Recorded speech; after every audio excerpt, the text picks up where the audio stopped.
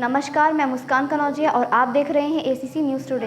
परमाणु बम कितना विनाशकारी होता है, जापान के हिरोशिमा और नागासाकी शहर अब तक इसकी कीमत चुका रहे हैं। द्वितीय विश्व युद्ध के दौरान अमेरिका ने 6 अगस्त 1945 को ही हिरोशिमा में सुबह 8:15 के समय अमेरिका में B-29 बॉम्बर एनोला गे ने लिटिल बॉय नाम का परमाणु गिराया था, जिसमें 20,000 टन के TNT से भी अधिक बल था। इस दौरान 80,000 लोग मारे गए और इतना ही नहीं, कुछ लोग घायल हुए। इसके 3 दिन बाद अमेरिका ने नागासाकी शहर पर फैट मैन नाम का परमाणु बम गिराया था। इसके दौरान जिसमें 40,000 लोगों की मौत हो गई थी।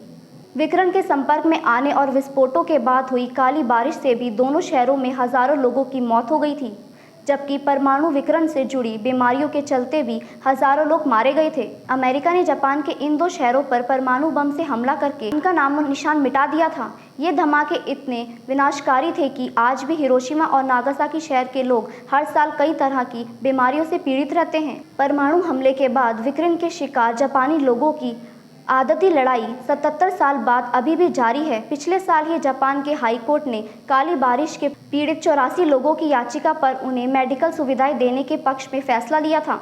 हाल ही में रेडिट पर किसी ने सवाल पूछा था कि if nuclear war begin in the next 10 minutes what is your plan.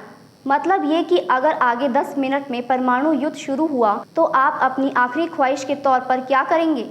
पहली बात तो ये कि परमाणु हमला इतना विनाशकारी होता है कि ये आपको बचने और सोचने का मौका ही नहीं देगा। और दूसरी बात, ये आज के दौर में किसी देश द्वारा दूसरे देश पर परमाणु हमला करना इतना आसान नहीं है। इसलिए हम इस टॉपिक को थोड़ा हल्का रखने की कोशिश करेंगे। सबसे पहले तो बचने की कोशिश करेंगे।